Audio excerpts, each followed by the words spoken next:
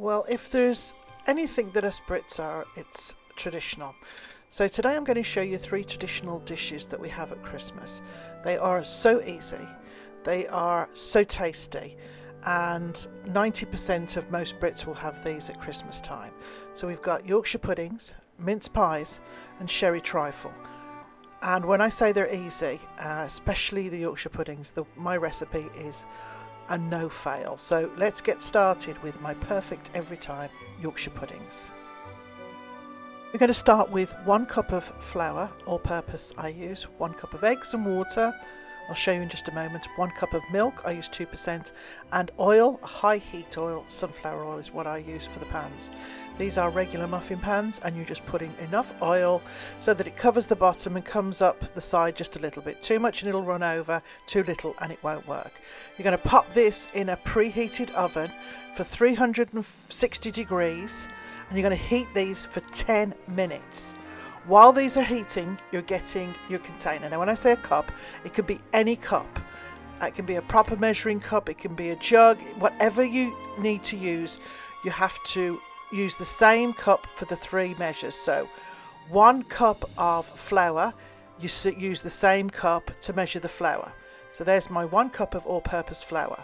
The same cup, I'm going to put 1 cup of milk. So you're just repeating this 3 times. It's as simple as that. And then the last cup is going to be eggs and water. So when I say eggs and water, usually I don't use more than, depending on how many I'm cooking for, I usually don't use more than 5 eggs. So in this case I've used 3 eggs, and then I'm topping it up with water, and that brings it up to my 3 cup measurement, which are the 3 of the same size. So 1 cup of flour, 1 cup of milk, and 1 cup of eggs and water. Once you have your mixture together, this is the point where you put a good pinch of salt in and give it a really good whisk. Pour it into a jug, and if you have time, put it in the fridge for a few minutes to help it cool down. Then you 3/4 fill the muffin pans with your mixture, and as you can see, it's so hot, it's the cold liquid hitting the hot fat is what gives you those lovely deep Yorkshire puddings. So once this is full, put it straight back in the oven at 360 degrees for 20 to 25 minutes, or until golden brown. I like mine a little bit softer, so I give mine closer to 20 minutes, but if you like them crispier, then leave them on for 25 or even longer until you get them very, very crispy. These will always be perfect Yorkshire puddings, and if you follow that recipe, honestly, it will never fail. I have never gone wrong with this recipe. They are so tasty, and they have such lovely big grooves, and these are great if you want to make them as an appetizer for a Christmas party or a New Year's party. Make these lovely Yorkshire puddings, add a little bit of brie and hot pepper jelly, and you've got an appetizer that's to die for. So give them a try and let me know how you got on with them. But honestly, if you follow this recipe, it'll never fail. These rustic mince pies are a sweet short crust pastry, kind of like a shortbread. We've got 450 grams of all-purpose flour, 3 medium eggs, 8 ounces of unsalted butter, and 2.5 ounces of sugar. Let's get the eggs separated. So I just separate them into a bowl. Keep the egg whites till you're finished, and then you're going to mix these egg yolks in with your flour and butter. So we've added the flour to the bowl, and then we've cut up the butter, and then that's the sugar. So what we're going to do is we're going to mix the butter in with the flour first. It doesn't matter if it's cold butter, because you're just going to warm up. You're going to do this with your hands. What you're going to do is kind of coat the butter and then work it till it's little pieces between your fingers and your hands, and almost like breadcrumbs. It's going to take a little while, but the butter will be melting as you work, and it integrates itself with the flour, and it makes for a better pastry. So once your butter's mixed, you add your sugar and just with your fingertips just integrate it. Then you're going to add your eggs. Now you can continue to use your fingers. I use a knife and start to fold it in. This will start to bind together, but it won't be enough to make it into a dough ball. So what you're going to do is grab yourself a cup of cold water and add it tablespoon by tablespoon. It will depend how much you need to get yourself to a place where it's not a sticky ball of dough, but it comes together in your hands without leaving too much in the bowl, but it will roll together so that you can cut it out to fit into your pie pans. So once it's ready, you're going to wrap it in cling wrap and put it in the fridge for about 30 minutes. When you pull it out, you're going to dust your countertop slightly because you're going to be rolling out your dough, and you need something to cut the shape of the pie and something to top it with. So once it's come out here, I'm just dividing mine up so that it's easily manageable so that I can cut the shapes out. And you're literally just going to roll this out. You're going to use a little bit of flour if you need to. Try not to overwork it or use too much flour, but you want to get it about 3 millimeters thin. And then I started off with these shapes, but these shapes were too small for the pie tins that I have, so I ended up using just a glass, and that was a better size. Now these are a little thick also, so I end up rolling them out. Just to show you here, you can see I rolled it out a little thinner, and then I also rolled it out a little more just to get them a little bit fatter and to fit into the pie plates, that the pie shells easier. So they're all ready to go. I'm just filling them quite a lot. I like a lot of filling in mine. I'm using a spoon from a jar. This is just a jar. Mine was at a supermarket bought. You can make them yourselves, but I'm definitely not going to.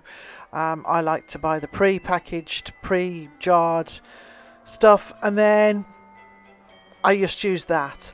So this is the egg white that was left over. I'm just giving it a quick whip, and I cut out these little stars just to go on top, and you can see here I'm just adding them to the side of the pie crust, and then I'm going to give it another glaze again. And then once these are all done, I'm going to give them a little coating of sugar, a little bit extra sugar that you've had from your recipe. Put a couple of little vent holes in the top and put them in the oven. I'm going to go in for 20 to 25 minutes at 150 degrees centigrade or 300 degrees Fahrenheit.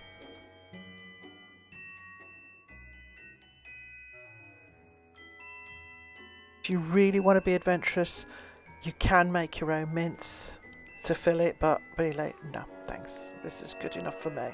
But they really are yummy, and they're great when they're just cooled down just a little bit, and you can have them with ice cream or whipped cream, and they are delicious.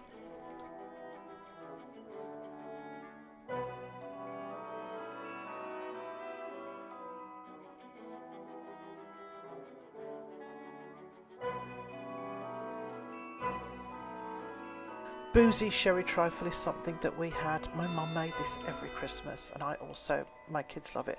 You need a glass bowl, can of custard, whipping cream, jelly powder, tin of mandarins, and some sponges. This is the glass trifle bowl that I use. I have that's the 35% whipping cream. Devon custard is the one that I use. It pours nicely. And that is the can of mandarin oranges. I drain those and put the water in with the jelly powder. And of course the jelly powder is just the little container. The Jello is the name, I think, that most of them are. These are the flan cases that I use. I used to try and get strawberry roly-poly or swish rolls, but these ones I've found are better.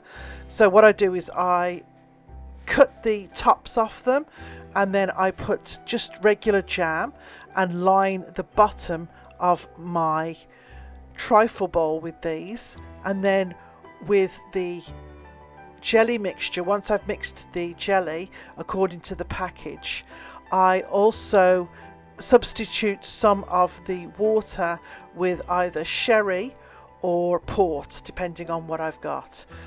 So I will use about 1/3 of a cup of sherry and mix it in to add it up to the 2 cups of liquid that you would use to make a regular jelly powder into jelly. So as you can see here, I'm just cutting off the lids of the flans. I'm going to put the jam on them and then we're going to move on.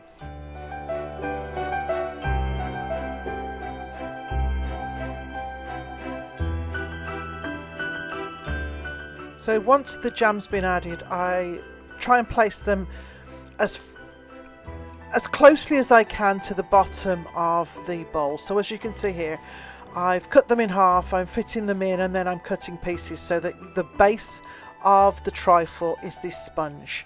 Once this is in place, then that's when I take a mixture of the juice from the mandarins, the 1/4 cup of sherry, mix that in together, pour that over this sponge, let it soak up, and then I go ahead and make my jelly.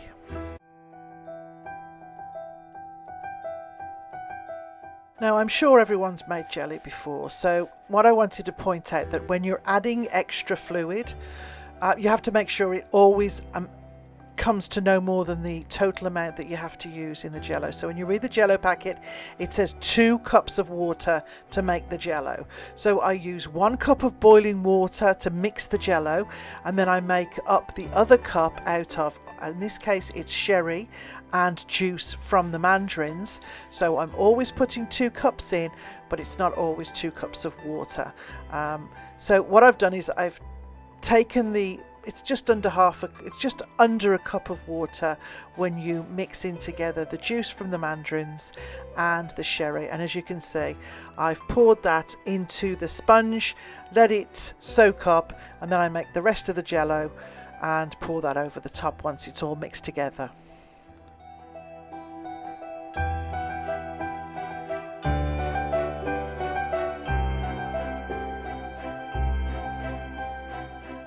So the jello has been mixed. You can see it's come nice and clear. There's no little pieces left of the powder.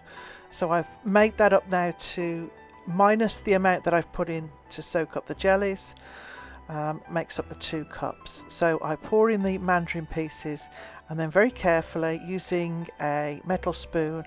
This also helps to distribute the heat, obviously, because you've got hot water going into a glass bowl, and just very carefully pour it over the sponge and the mandarins, and then you put that away in the fridge to set, usually about 2 hours. So while it's setting, you're going to whip your cream. So I use about half a cup, just over half a cup. That's enough to cover the actual trifle. So as you can see here, I've given it a really good mix with a hand mixer. You can use whatever you want. If you're really strong, you can use it by hand. But the trifle is now set. It's been at least 2 hours. You can see it's got a really lovely colour to it, and all the fruit is distributed well. I've opened the can of custard and I'm just going to pour that directly onto the jelly and just distribute it as evenly as possible. Once that's done, you can just pour it out, pour your cream out on top, or if you want to be really fancy, you can pipe it out. So I normally just pour it out, throw some either some chocolate swirls or some chocolate buttons, something on top. My kids like it when it's got a little bit of a topping on top of the cream, but I thought I'd be a fancy pants, and I whipped the cream so that it would go into a piping bag. I didn't quite whip it enough and it was a little bit soft, but I did it anyway because it still looks just as nice, and it doesn't change the taste of it. It still tastes really yummy.